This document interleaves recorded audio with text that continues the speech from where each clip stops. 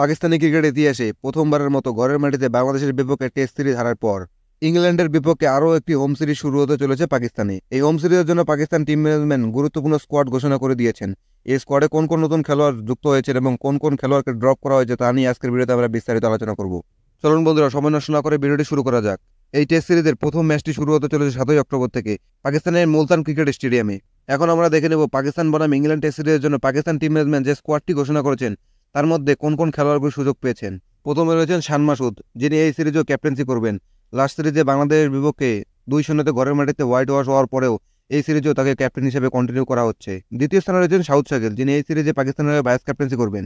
তৃতীয় স্থানে রয়েছেন আমির জামাল, তারপর রয়েছেন আবদুল্লাহ শফিক, আবরা আহমেদ, বাবর আজম, মীর হামজা, মোহাম্মদ হারিয়ার, মোহাম্মদ রিজওয়ান, নাসিম শাহ, নামান আলী, সাম আয়ুব, সালমান আলী আগা, সরফরাজ খান এবং শাহিন শাহ আফ্রিদি। এই 15 জনের গুরুত্বপূর্ণ স্কোয়াড ঘোষণা করেছেন পাকিস্তান ইংল্যান্ডের বিপক্ষে টেস্ট সিরিজের জন্য। ধন্যবাদ বন্ধুরা ভিডিওটি শেষ পর্যন্ত দেখার জন্য। ভিডিওটি যদি ভালো লেগে থাকে তবে অবশ্যই একটি লাইক দিয়ে আমাদেরকে উৎসাহিত করবেন। আবার দেখা হচ্ছে নেক্সট ভিডিও। ততক্ষণ সুস্থ থাকবেন।